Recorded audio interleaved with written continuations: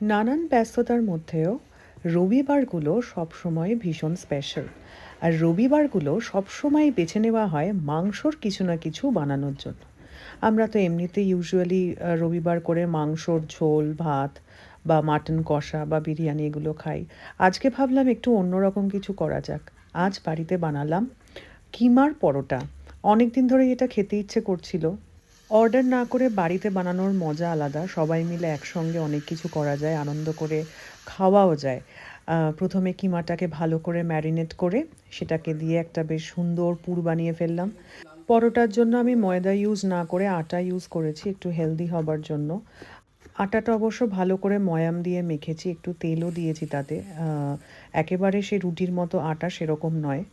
তো এইটাকে পুরোটা ভালো করে এই পুরটা বানিয়ে তারপরে সুন্দর করে লেচি বানিয়ে তার মধ্যে পুরটা দিয়ে এটার একটা সবথেকে ইম্পর্টেন্ট জিনিস হলো এই স্টাফিংটা করার পরে যাতে জিনিসটা ভালোভাবে স্প্রেড হয়। তার জন্য হাতে না এরকমভাবে উল্টে পাল্টে দিলে জিনিসটা খুব ভালো স্প্রেডও হয়, আর তারপরে বেললে আমার মনে হয় ভালো, কারণ না হলে ফেটে যাওয়ার চান্সেস আর ভেরি হাই। অল্প অল্প ফাটে না তা নয়, কিন্তু ম্যানেজেবল। এপিঠ-ওপিঠ ভালো করে সেঁকে নিয়ে বাড়িতে বানানো যে ঘিটা রয়েছে ওইটাই একটু ভালো করে দিয়ে দেবো। জেনারাস ওয়েতে, যাতে না কেউ কমপ্লেন করে যে কম ঘি হয়েছে। একদিন খাওয়া হচ্ছে, ভালো করেই খাওয়া হোক। সবাই যাতে পেট ভর্তি করে ভালো করে পরোটা খেতে পারে। অনেকগুলো পরোটা আমি বানিয়েছিলাম, কিমা পরাঠা।